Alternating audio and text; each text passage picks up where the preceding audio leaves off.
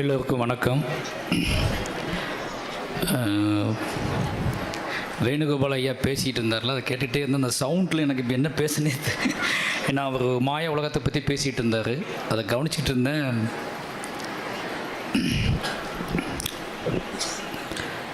அவரோட பேச்சுக்கும் சைலஜாக்காவோட பேச்சுக்கும் இரண்டு பேருமே திருநெல்வேலிக்கு என்ன கொடுக்கணுமோ அதை சரியாக கொடுத்துருக்காங்க. ரெண்டு பேர்த்துக்குமே திருநெல்வேலி மக்கள் சார்பாகவும் என்னுடைய சார்பாகவும் நன்றியை தெரிவிச்சுக்கிறேன்.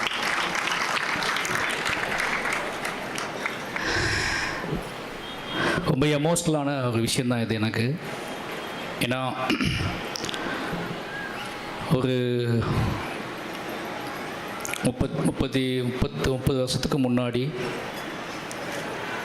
ஒரு நள்ளிரவில் ஒரு தாய் 2 பசங்களை மேல் சட்டை இல்லாமல் கூட்டிக்கிட்டு புளியங்குளத்திலிருந்து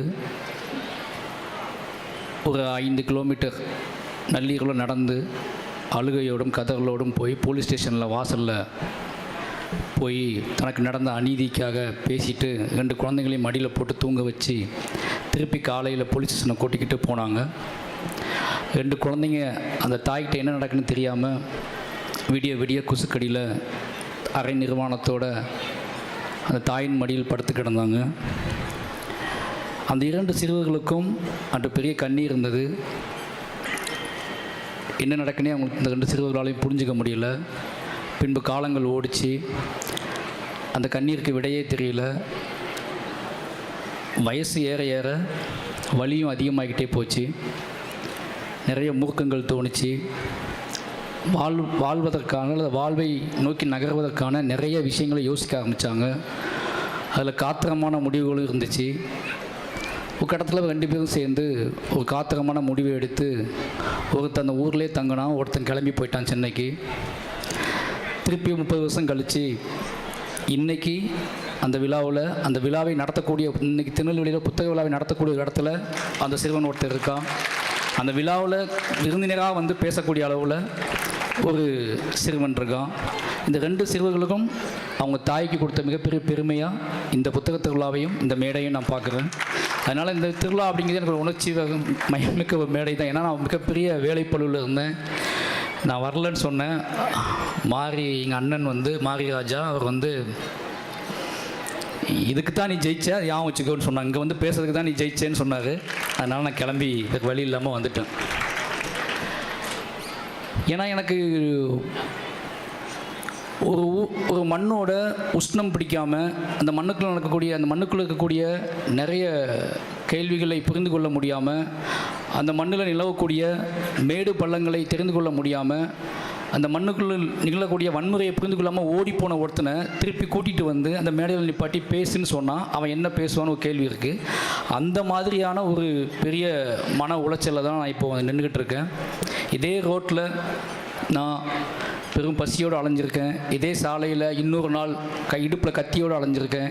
இதே சாலையில் இன்னொரு நாள் கை நிறைய கற்களை பெருக்கி கொண்டு அலைஞ்சிருக்கேன். இதே சாலையில் 4 பேரை திரட்டிக்கிட்டு போயிருக்கேன். இப்படியா இந்த சாலையில் ஒரு மிருகம் மாதிரி அலைஞ்சிக்கிட்டு இருந்த ஒருத்தன் இன்றைக்கி ஒரு புத்தக திருவிழாவுக்குள்ளே ஒரு எழுத்தாளர்களோடு உட்காந்து மேடையில் உட்காந்து இவ்வளோ பேரை திரட்டி ஒரு வாக்கு மூலமாக பதிவு பண்ணுற இடத்துக்கு என்னை கூட்டி நிப்பாட்டிருக்கு அப்படின்னா என்னோடய வாசிப்பு தான் முக்கியமான காரணம். நண்பர்களே, என்னை பற்றியான, என்னோடய வெற்றி பற்றியான, என்னோடய சினிமா பற்றியான, என்னோடய ஆர்ட் பற்றியான, என்னோடய கலை பற்றியான நிறைய விவாதங்கள் இருக்குது. அதில் முக்கியமான 2 விவாதங்கள் எடுத்துக்குவேன், கவனிப்பேன். ஒன்று, நீ சாதி வெறியை தூண்டி விடுற, இது ஒரு விவாதம். இந்த விவாதத்தை நான் பயங்கரமாக ஆக்ரோஷமாக மைண்டில் ஏற்றிக்கிட்டே இருப்பேன். இன்னொரு விவாதம், மாரி செல்வராஜ் எங்களோட வழிகளை, எங்களோட வேதனைகளை, சாமானிய மனுஷங்களோட வாழ்வின் இயக்கங்களை, கதறல்களை அவன் படமாக்கிக்கிட்டு இருக்காரு அப்படின்னு ஒரு விவாதம். இந்த 2 தரப்பு விவாதம் போய்கிட்டே இருக்கும். நல்லா யோசிச்சு பார்த்தீங்கன்னா, நான் 2வது சொன்னதை விட முதல்ல சொன்னதை தான் ரொம்ப சீரியஸாக எடுத்துகிட்டே இருப்பேன். ஏன்னா நான் நேசிக்கக்கூடியவங்களை விட ஒரு எதை யாரை வென்றெடுக்க வேண்டும் அப்படிங்கிறத ரொம்ப காத்திரமாக யோசிச்சுக்கிட்டே இருப்பேன். அதில் வந்து என்னை எதிர்க்கக்கூடிய அல்லது நான் வேண்டாம் இந்த மாரி செல்வராஜோட சினிமாவே வேண்டாம்னு சொல்லக்கூடிய மனிதர்களை ரொம்ப ஆக்ரோஷமாக கவனிச்சுக்கிட்டு இருப்பேன். அவங்க வார்த்தைக்குள்ள இருக்கக்கூடிய நுண்ணுணர்வுகளை, அவங்க வார்த்தைக்குள்ள இருக்கக்கூடிய எல்லா விஷயத்தையும் ரொம்ப கவனமாகவே வாசிப்பேன். நான் என்னோடய வீட்டில் என் மனைவிகள், என்னோடய ஃப்ரெண்ட்ஸு, நண்பர்கள் எல்லாரும் என் மனைவி சொல்லுவாங்க, என் ஃப்ரெண்ட்ஸ் சொல்லுவாங்க, என்னோட இயக்குனர் சொல்லுவார், நீ போய் கமெண்ட்டை வாசிக்காத, உன்னோட கலை ஆத்மார்த்தமானது, உன்னோட கலை நியாயமானது, உன்னோட எழுத்து நிலையானதுன்னு சொல்லுவாங்க. ஆனால் ஒவ்வொரு விஷயத்தையும் என்னை பற்றி எங்கேயாவது பதிவு பண்ணாங்கன்னா நான் போய் அதை போய் பார்ப்பேன். ஏன்னா எந்த அடிப்படையில், எந்த புள்ளியிலிருந்து அவர்கள் என்னை வெறுக்கிறார்கள் அல்லது என்னை எதிர்க்கிறார்கள் அல்லது என்னை வேண்டாம் என்று சொல்கிறார்கள் அப்படிங்கிறத தெரிஞ்சுக்கொள்ள ஆசைப்பட்டுக்கிட்டே இருப்பேன். அதில் ஒவ்வொரு படைப்பிலையும் மாறி வந்துக்கிட்டே இருக்கும். ஏன் அப்படின்னா எல்லா மனிதர்களோடும் சேர்ந்து வாழக்கூடிய நம்ம வாழக்கூடிய உலகம், நம் வாழக்கூடிய உலகத்தின் அற்புதத்தை புரிந்து கொள்வதற்கு, நாம் நிறைய மனிதர்களை புரிந்து கொள்வதற்கு, நிறைய மனிதர்களோடு வாழ்வதற்கு நமக்கு நிச்சயமாக ஒரு புரிந்துணர்வு தேவைப்படுகிறது. அதை எப்படி சாதாரணமாக பண்ணிட முடியாது. எழுதும்போது கண்டுபிடிச்சலாம். பேசுகிறத நான் விட்டுருவேன். ஆனால் ஒருத்தங்க உட்காந்து எழுதுவான்ல, மாரி செல்வராஜை திட்டி யாராவது பேசியிருந்தாலும் நான் கேட்கவே மாட்டேன். ஆனால் மாரி செல்வராஜை திட்டியோ இல்லை மாரி செல்வராஜை புறக்கணித்தோ யாராவது ஏதாவது எழுதியிருந்தாங்கன்னா நான் போய் வாசிப்பேன். ஏன்னா ஒரு மனிதன் எழுதும்போது தன் அகத்திலிருந்து எழுதுவதாக நான் ரொம்ப நம்புவேன். அவனை மந்தைக்குள்ளே இருந்தோ அகத்தில் இருந்தோ அவன் ஆத்மார்த்தமாக அதை எழுதுகிறான்னு நம்புவேன் நான். ஏன்னா அவன் அதுவாக தான் இருக்கா அப்படின்னு நம்புவேன் நான். ஏன்னா எழுத்தின் மீது எனக்கு ஒரு பெரிய பிரியம் வந்துச்சு. அது காரணம் என்ன அப்படின்னா, எனக்கு தெரியும் நான் எப்படி இருந்தேன், எங்கேருந்து எப்படி கிளம்பி போனேன், இந்த திருநெல்வேலி மண்ணில் இருந்து நான் எப்படி கிளம்பி போனேன்னு எனக்கு தெரியும். என்கிட்ட வந்து இப்போ தலைப்பு கேட்டான் எங்கள் அண்ணன் வந்து, மாரிராஜா வந்து தாசில்தார் மாரிராஜா வந்து தலைப்பு என்னன்னு சொல்ல அப்படின்னார். நான் எல்லா புக்கையும் அங்கே தலைப்பெல்லாம் வாங்கி பார்த்தா எனக்கு தலைப்பே தெரில. மாரி செல்வராஜன் தலைப்பு வச்சுக்கோன்னு சொல்லிட்டேன் நான்.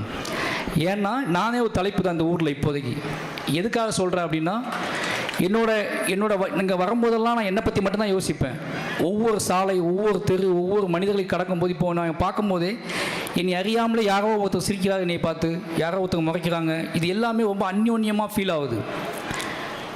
இது எப்படி அப்படின்னா, ஒரு மனுஷனை தொடர்ந்து உன்னிப்பாக கவனிக்கிற முகங்களை நீங்கள் பார்க்கும்போது, உங்களை ஒருத்தர் உன்னிப்பாக கவனிக்கிறாங்க அப்படின்னா அந்த முகங்களை பார்க்கும்போது உங்களுக்கு ஒன்றும் அச்சம் வரும், இல்லை பொறுப்பு வரும், இல்லை ஏதோ ஒரு வித உணர்வு வந்து உங்களை தொந்தரவு செஞ்சுக்கிட்டே இருக்கும்.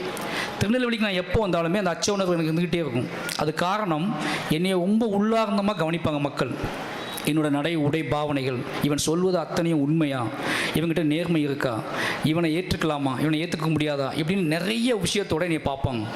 அது காரணம் என்னென்னா, என்னுடைய எழுத்தில் இருக்கக்கூடிய காத்திரம், என்னுடைய எழுத்தில் இருக்கக்கூடிய நியாயமான நேர்மையான வாழ்க்கையை நான் வந்து நேரடியாக பதிவு செய்கிறதுனால அவங்களுக்கு இந்த வாழ்வை புறக்கணிக்கவும் முடியல. இந்த வாழ்க்கை என்ன சொல்கிறது, இந்த வாழ்க்கையை புறக்கணிக்கவும் முடியல. இது என்னோடய வாழ்க்கை இல்லைன்னு சொல்லவும் முடியல. இங்கே திருநெல்வேலியில் நிகழாத இது வாழ்க்கை இது அப்படின்னு சொல்லவும் முடியாது. அதனால் அவங்க என்ன பண்ணுவாங்கன்னா, என்னோட தனி மனித, என்னோட வாழ்வை, என் வாழ்வுக்குள் இருக்கக்கூடிய சிக்கல்களை அல்லது என் வாழ்வுக்குள் இருக்கக்கூடிய அகந்தையை எதையோ ஒன்றை கண்டுபிடித்து என்னை நிரூபிப்பதன் மூலமாக என்னுடைய ஒட்டுமொத்த அரசியலையும் புறந்தள்ளி விடலாம் அப்படின்னு ஒரு வேலை நடந்துகிட்டே இருக்கும்.